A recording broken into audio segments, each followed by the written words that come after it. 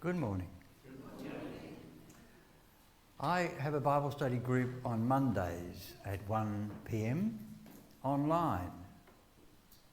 Some of you are there regularly, which is nice.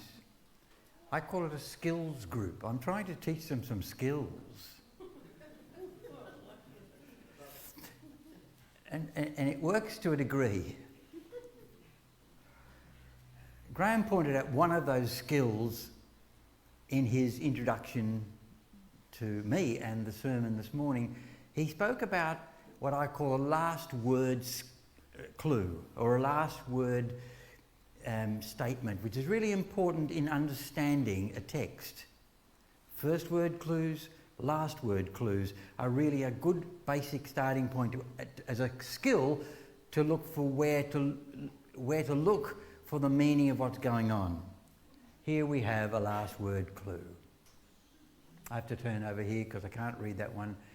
Amazement seized them all, and they glorified God.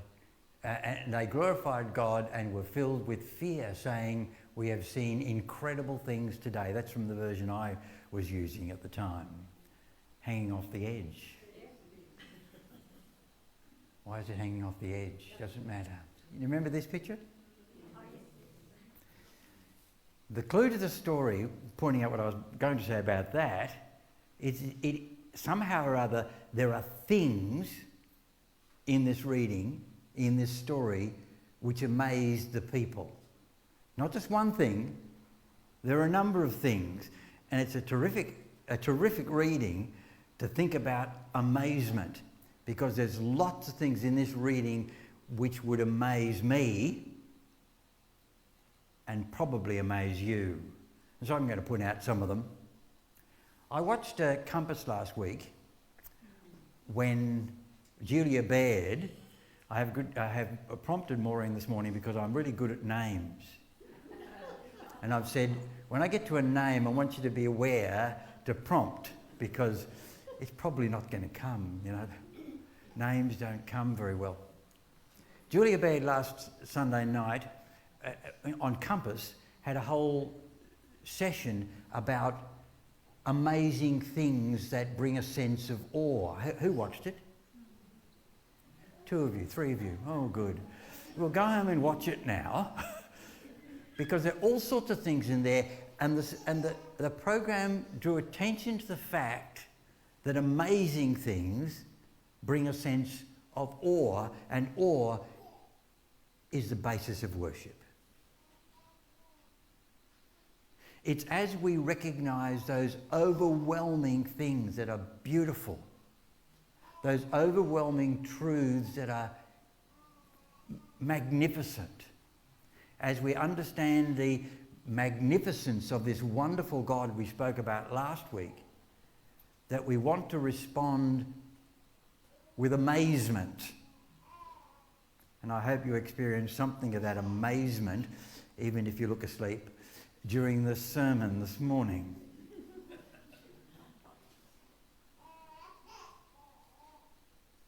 Now that's a picture too you had last week, and that's about the stars, the sky, isn't it? The amazing view that we look into the heavens, and how can you not be amazed when you look into the heavens and wonder at the magnificence, wonder at the way in which this world and this universe is magnificently made. One of my hobbies is to take photographs that I can put on my desktop. You know, I'm a computer freak, so that I'll often you don't take a picture up and down for a desktop. You always take it sideways, and you take all these unique shots, all these shots that you want to see repeated every day, as it were, on the desktop as they slideshow through. You're going to see some of them this morning, which are my favourite shots. A little slideshow for you of things that fascinate me if they don't amaze me. Which one is he? Is it? You think that's Fooney? Okay. I was just amazed at the enormous relaxation that's there. He's just so on a rock, you know, laying out there. This is a church in Brisbane. I almost wish I'd chosen the picture which puts it amongst the church, amongst all the city buildings, because it's dwarfed by the city buildings.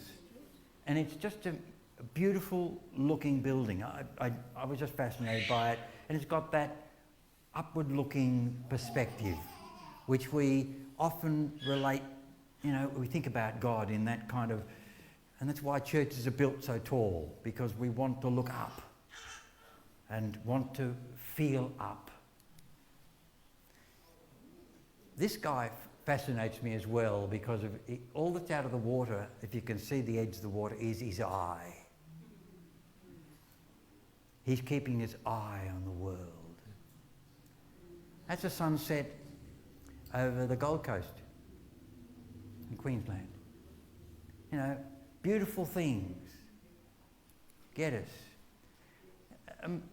These two planes were just going overhead into our gardens, and I just liked the look of it. And I thought that's fascinating. Two planes kind of coming so close. It's like they're almost communicating with one another. They're going on a patterned track. They're together there in the sky. They're like a community. And, that's what got me. Rocks down by Glenelg. The shape of them. The way they sit together. Fascinating. Amazing in their look. Just as a...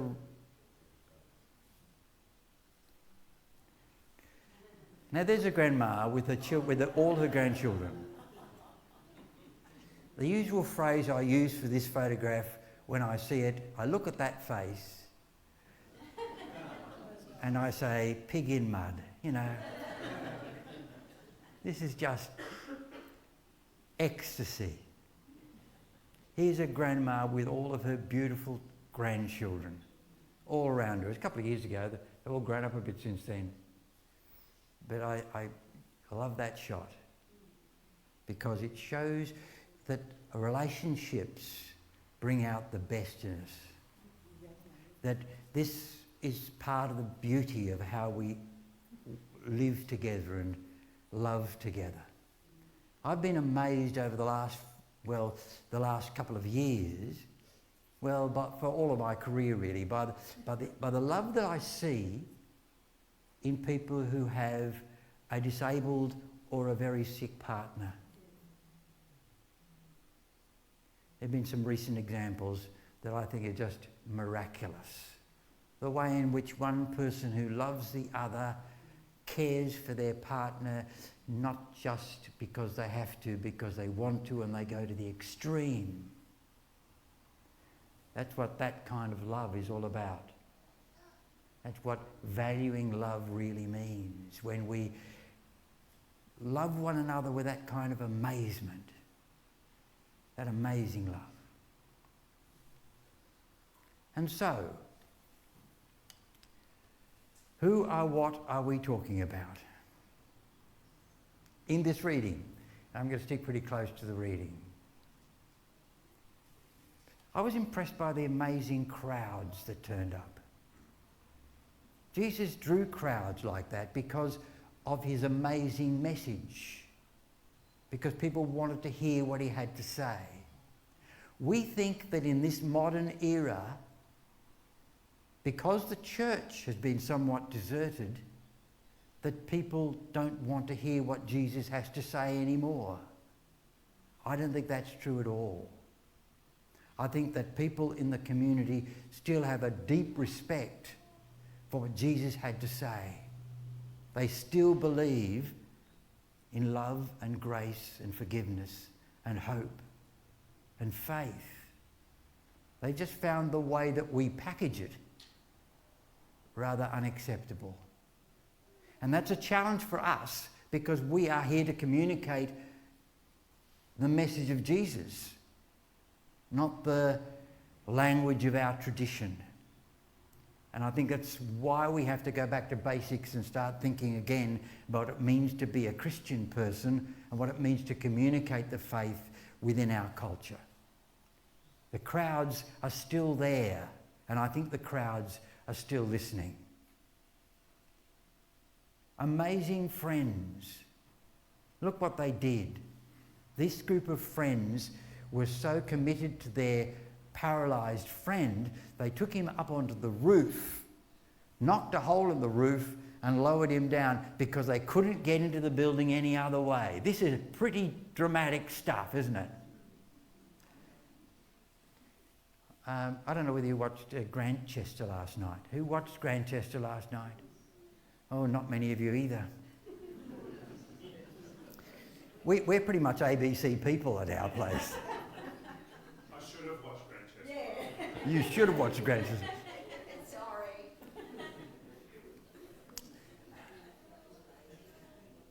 This is a story about a minister called Will, who's in all sorts of trouble at the moment, or had been, because he was having a great guilt complex or problem about the fact that he'd knocked a guy down and killed him.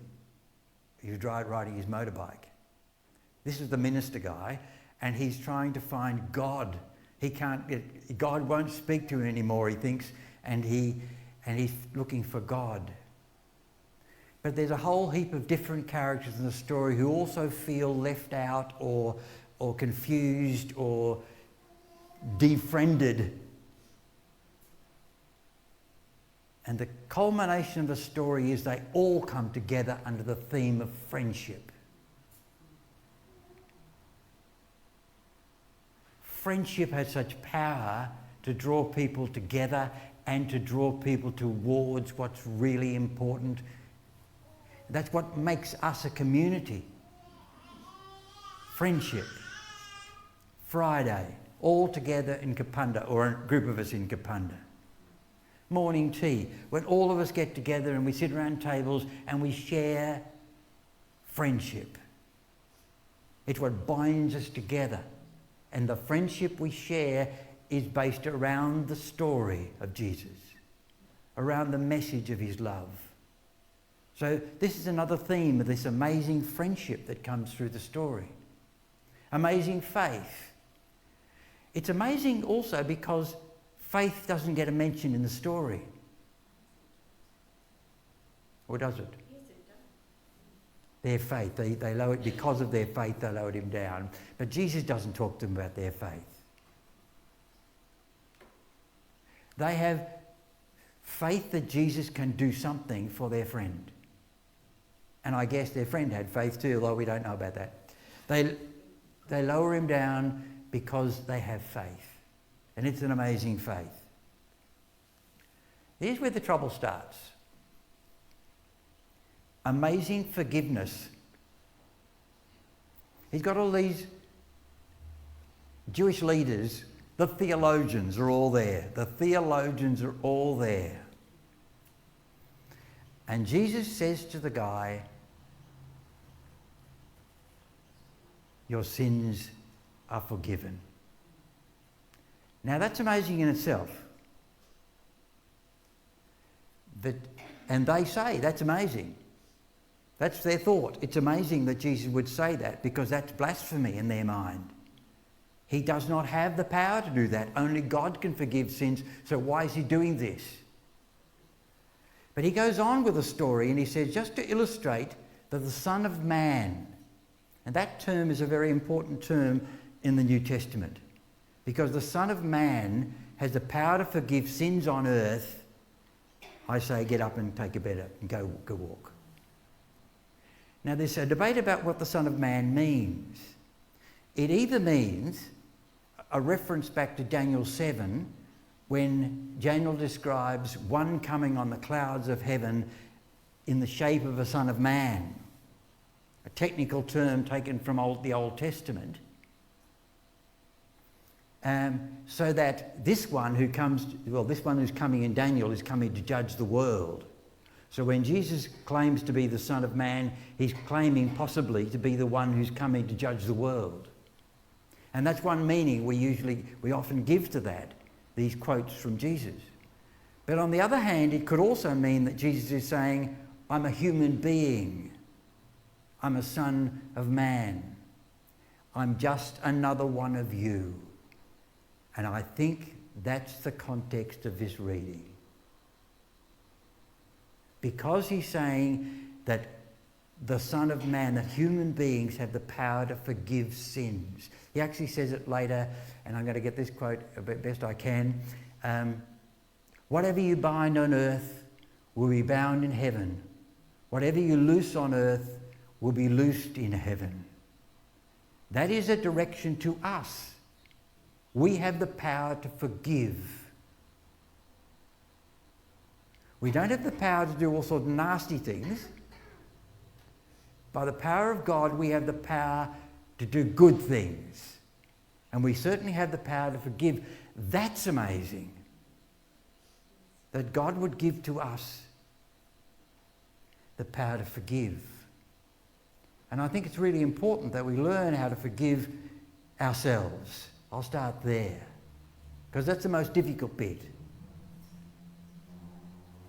And if somebody can forgive themselves for what they think they've done wrong, and that's all that story about from Grantchester is an illustration of how Will could not forgive himself for what he perceived he'd done.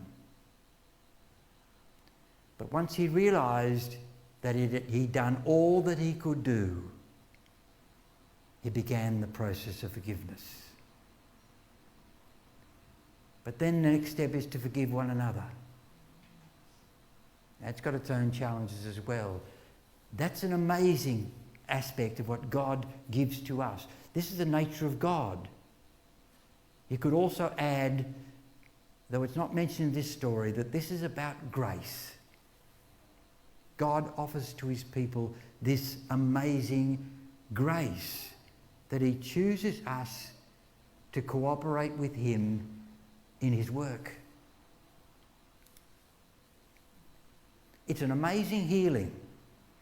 And that's what gets everybody in the story. Though I put it in inverted commas there because I don't quite know how to deal with healings in the Bible, because I know that Jesus plays away from them. He de-emphasises them.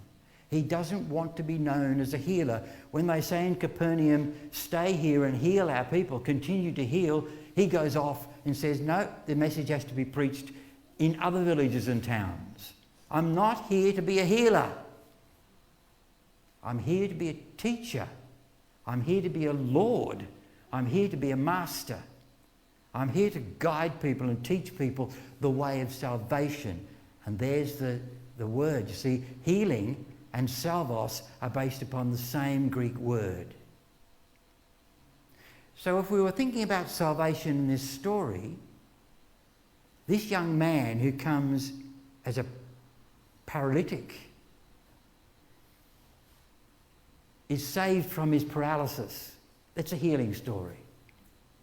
But we can also see this as a spiritual story as well, because these stories of healing are told for a reason, because they're bigger than just healing stories.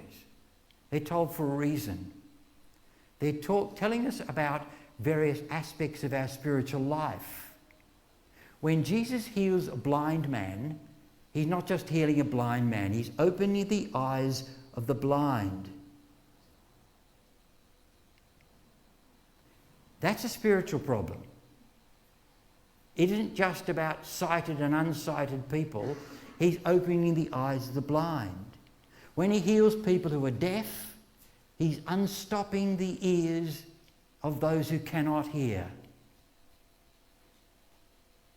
When a person is paralysed by the law or paralysed by their guilt, this would fit with the story, paralysed by life, Jesus comes to heal their paralysis. And we'll get to the context of it in a minute. So what's happening here, we need to think about a good deal more, because it's more amazing than we thought it was. It applies to all of us and not just to this person. We live in an era where the church has become passive, paralysed, unable to move. We say we're not good enough. We're not skilled enough. We're not anything enough. And so we look paralysed. Jesus comes to heal our paralysis. The beginning of that is to recognise that your sins, all your weaknesses, all your excuses, all your disabilities are forgiven. And Jesus comes with this amazing authority, the authority of God. But that's not all that got my attention in this reading. I recognise there's a context, and I'm going to try and get through this relatively quickly so I don't take all day. Because you don't want me here all day. And I've got to turn for these because Jesus calls Simon, James and John. It's about call. The whole context is around calling disciples. He calls Simon, James and John. Now, I don't know where Andrew went at that time. He does finish up in the list later on, but he didn't get into that little story. But part of this little story is that Simon says, "Leave me. Get away from me. Because I'm a sinful man, O Lord. Don't call me. Don't come near me because I'm not worthy of you." So what does Luke do? He tells stories now about the unworthy. A leper, ritually unclean. Jesus can heal the unclean, the unworthy. The paralysed. Jesus can heal those who are burdened with sin and are finding themselves paralysed. So then we get into the next bit of the story when we've got over Simon and his call, we've now got Levi. Now I'm a bit confused about Levi too, because Levi is the tax collector, and in the list a bit later, Levi doesn't appear, but Matthew does. I'm not sure about all of that. Don't know where Matthew came from or where Levi went, but whatever. We can only guess. But then we go into a conflict about fasting and new and old things, about the law, about the attitude. See, Levi, the tax collector, is a true outcast. He's a complete outcast because of his occupation, because the Jewish people hated these traitors to their cause who joined the Romans to collect taxes. Jesus is saying there are old attitudes, there are new attitudes. Get over it, keep moving. But then they have conflict about the Sabbath, and Jesus deals with that or conflicts with them over the Sabbath and said the Sabbath is for us to use for good deeds. So then he goes and heals a man with a withered hand on the Sabbath.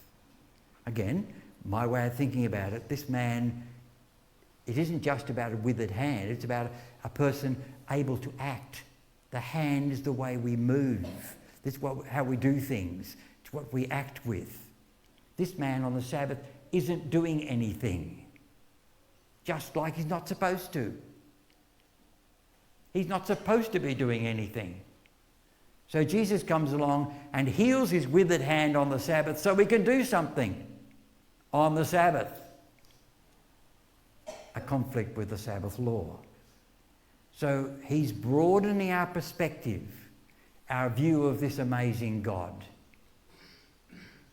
And the story finishes, that little group of stories finishes with Jesus calling his 12 disciples, or choosing. He didn't call them in this case. His 12, no, I got the word wrong. He didn't choose 12 disciples. They're no longer disciples, apparently. They're now apostles. A disciple is one who's learning. An apostle is one who's sent. So Jesus is choosing his 12 friends to be sent into the world. What kind of people is he choosing? He's choosing Peter, the terrible sinner. He's choosing the tax collector, the complete outcast. He's choosing people like lepers and people like withered hands and people with paralysis. People like you and me. Or even worse than you and me. So you are chosen because that's the end of the story. You are chosen to be an apostle, one sent. You have a story to tell. You have a message to share because you know something. You've learnt something. It may not be very detailed. You may not have the skills to articulate it very well, but you can share it. I go back to the young men in the story whose faith was not shown in words at all. Their faith was shown in lowering a guy through the roof who did something to show his love, to show their love for their friend. And whenever we do something, we illustrate the love of God. We get up from our bed of paralysis. We use our withered hand in action. We move away from that feeling of being outside of everything. Leper or tax collector. You are chosen to be apostle. You are chosen. I think that's amazing. That's amazing grace. God has chosen you and me to represent him on earth. You are the children of God. You are a holy people. You are called. Amen.